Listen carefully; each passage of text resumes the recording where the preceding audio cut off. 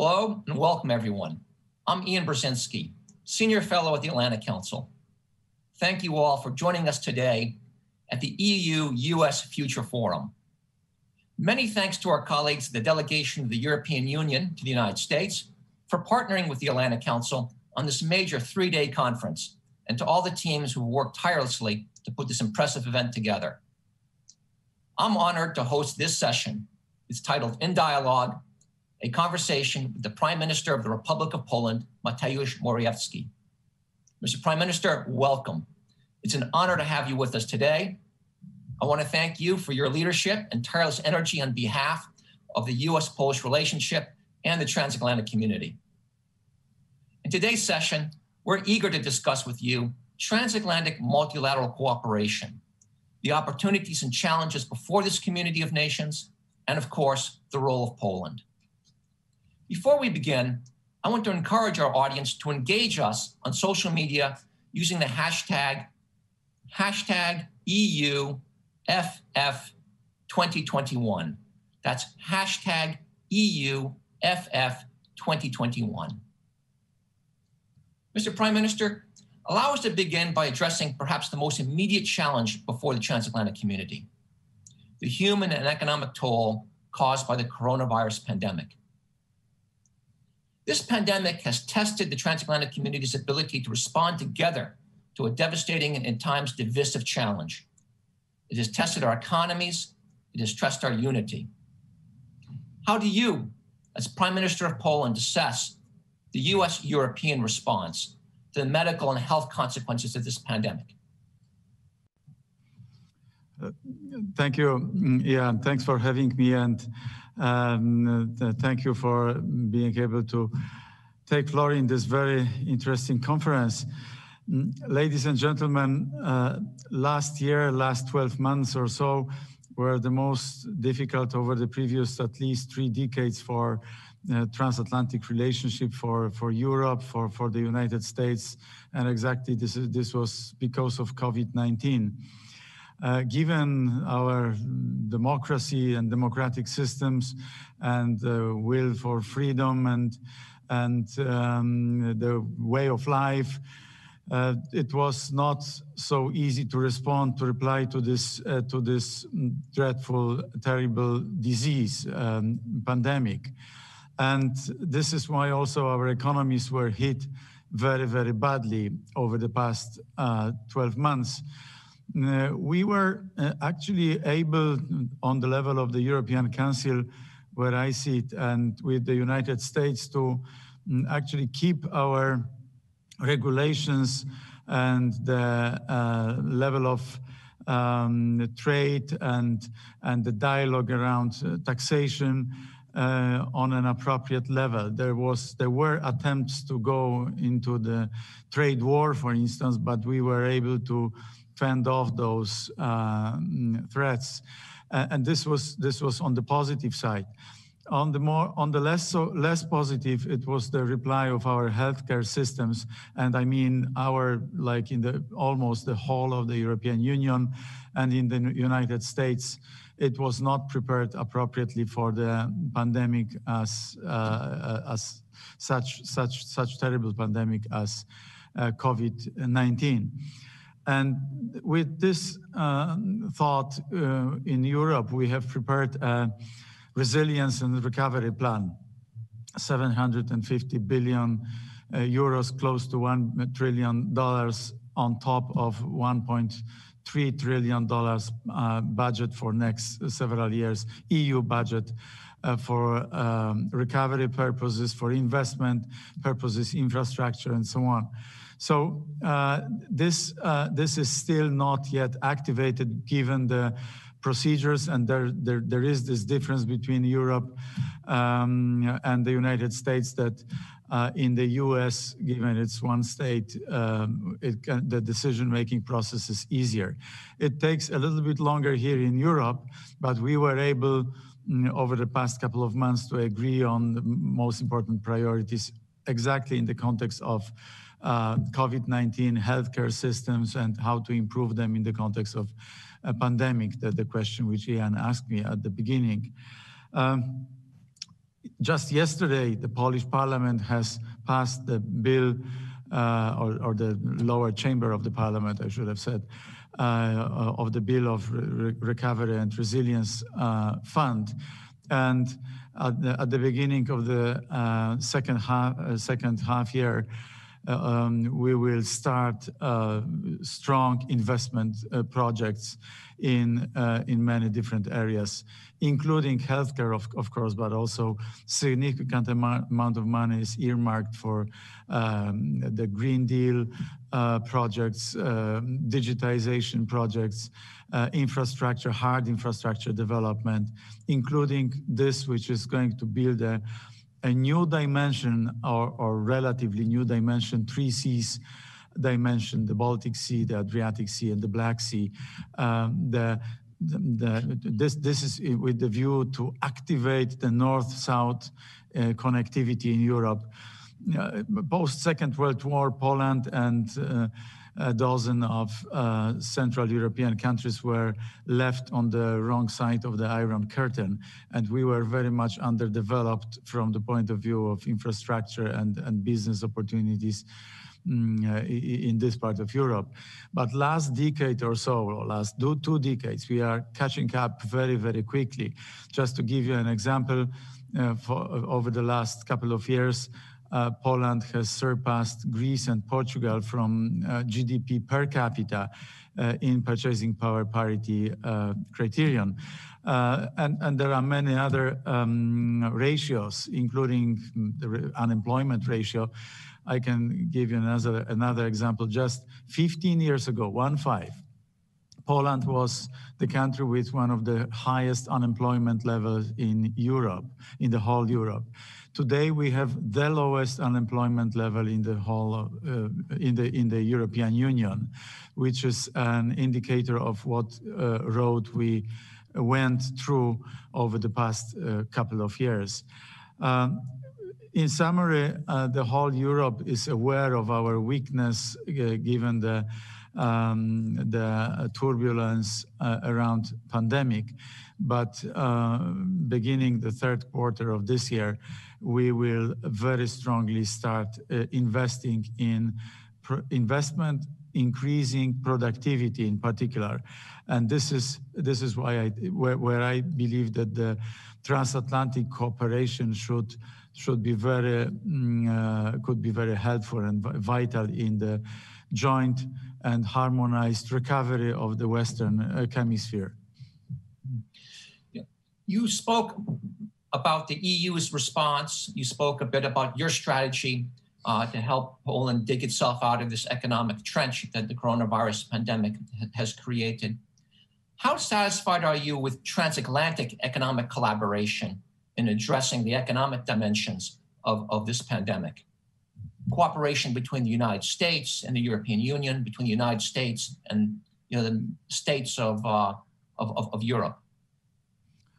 I'm not as happy as I'd like to be, because it's we have the same system of values. We have almost the same interests vis-a-vis huge challenges looming on the horizon, like Russia, like international terrorism, like China, another pandemic behind the corner potentially, or at least the 4th wave threatening all of us.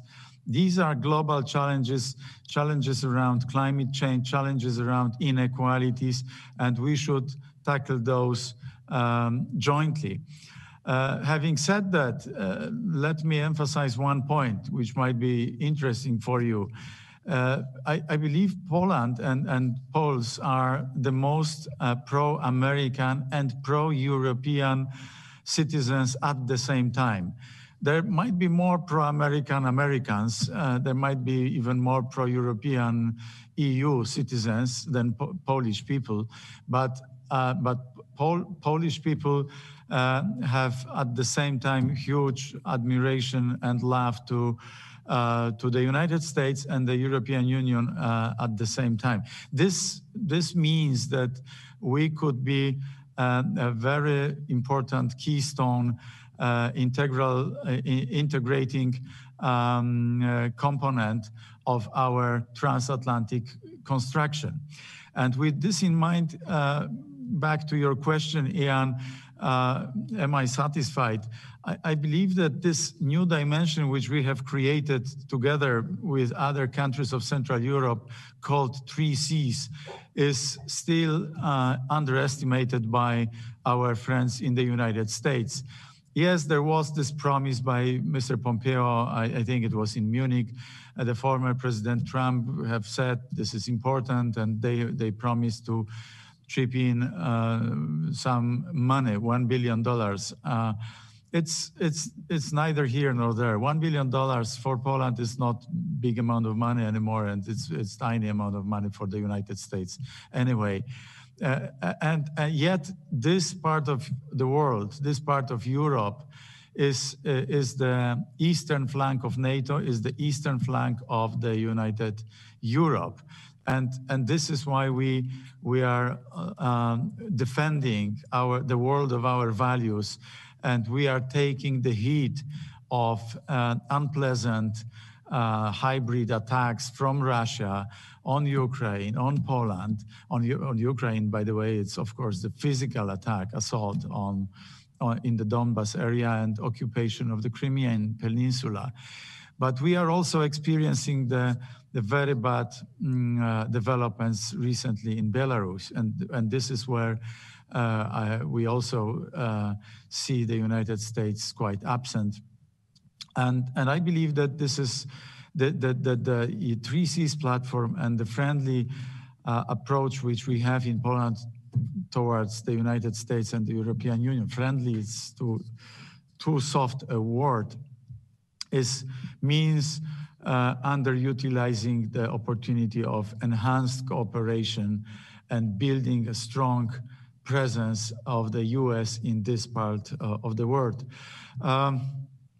Yes, there is this presence of some of the American troops and some of the American business, but we have other countries from Europe which are much bigger investors and which are present here to a larger degree than the United States.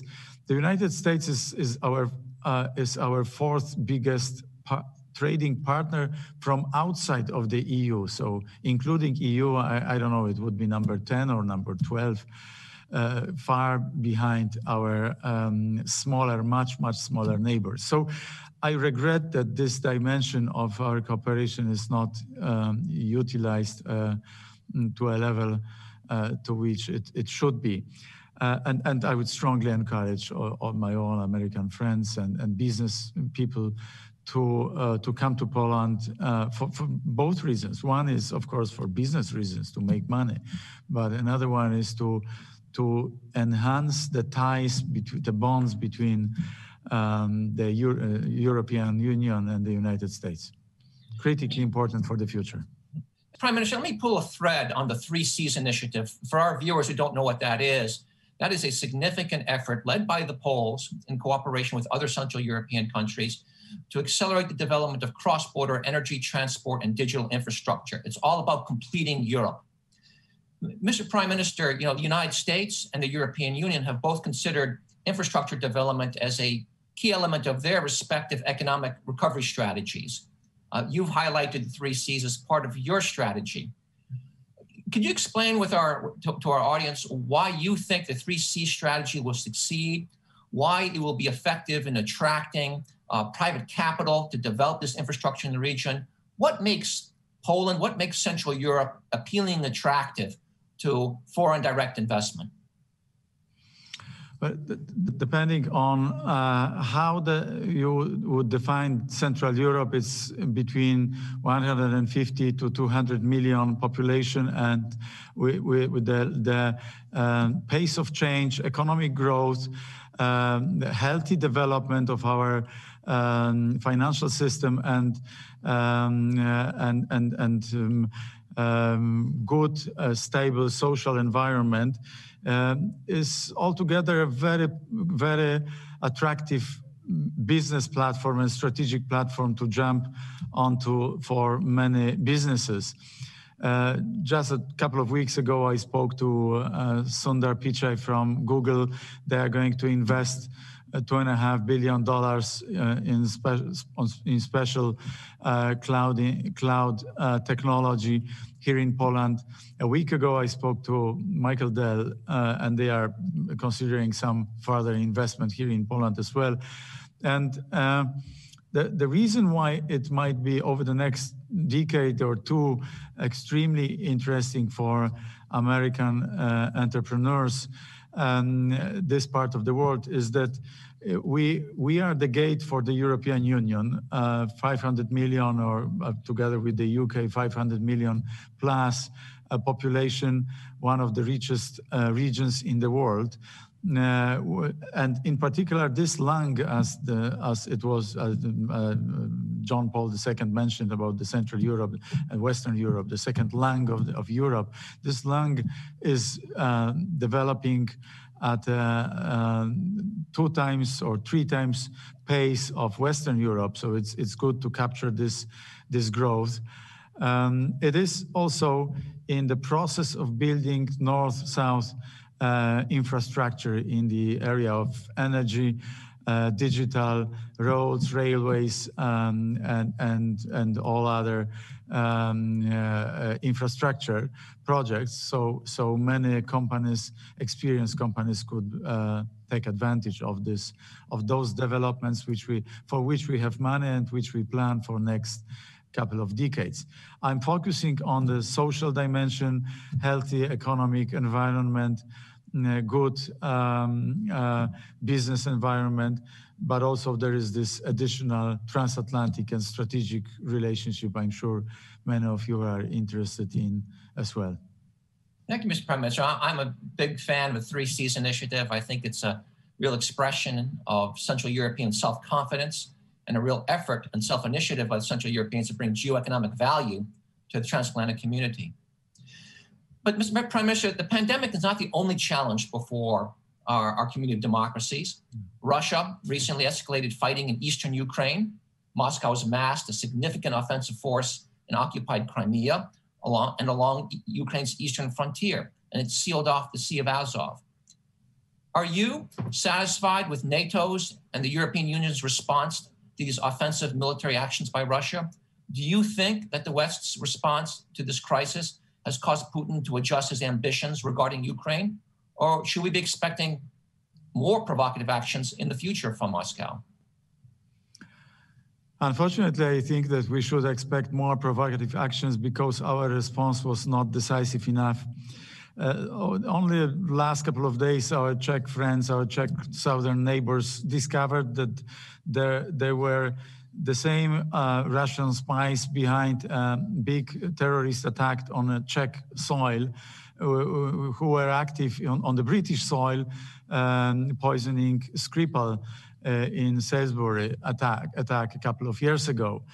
There is the case of Mr. Navalny. There are constant fights in the eastern part of Ukraine, and then there is a creeping occupation of Belarus and lots of hybrid attacks, which some of them even are experienced in the United States. But you can imagine how many more are experienced in this part of the world, given the proximity to Russia and their enormous power. Yet Russia might be fended off and threatened also only by our decisive response. And what it means the presence of NATO troops in eastern flank of NATO. That's one, but also a very decisive diplomatic reply from Brussels, from Washington, and from the capitals of the European Union. The sanctions which we are extending every 6 months are working to some extent, but they should be enhanced because this is where the real interest, this is how the real interests of Russia can be addressed, so to say. There is one, however, symbolic and not only symbolic, but it is symbolic at this juncture.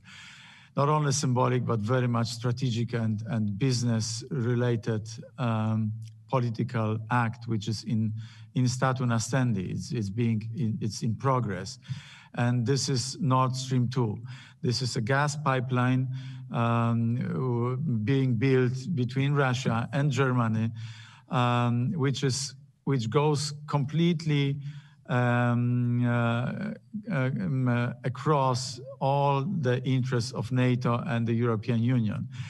We were trying to persuade our German or dissuade our German neighbors this project, and we were calling for closing this project. But the real power is now in the hands of the United States. It is still possible to stop this very bad political project, which will give additional blackmail instruments in the hands of Vladimir Putin, blackmail instruments vis-a-vis Ukraine, Moldova, Poland, Belarus, the Czech Republic, Slovak Republic, and even Austria and the others. This is this short-sighted view of our German neighbors and the will of Russia, which make this project progressing still. But it's not yet finished. It's by far not yet finished. And over the next couple of months, we still have chances to stop it and to send a very strong signal of solidarity and transatlantic will to the rest of the world. Mr. Prime Minister, we're almost at the end of our time, so allow me to just throw one last broad question to you. You know, Russia, of course, is a challenge, but the United States and Europe now have to contend not only with an increasingly volatile Russia, but also a China that is increasingly assertive. This will be a big issue at the upcoming NATO summit in June. What responsibilities, in your view, should Europe have in the West strategy to address an increasingly assertive China? And do you see a role for Poland? Well, I was very vocal on many meetings of the European Council, which is the regular gathering of heads of states and governments in the European Union, about 5G, about jeopardies coming from Far East, from China in particular. Of course, we want to cooperate with China as the United States do and the other countries want to do this, but we want to avoid over-dependency on China on Chinese technology, and we are very aware of the risks coming from this direction. This is why we built the 3Cs initiative, which is completely in harmony with the European Union, with the objectives of transatlantic security conference, and at the same time is strengthening our identity and strengthening our economic power vis-a-vis China. China is trying to enter exactly the same zone through other initiatives. One of them is 17+1. China is buying the harbors like Piraeus next to Athens in Greece and in other places all over Europe, because they are using the enormous power of state to enter into this part of Europe, which is less developed.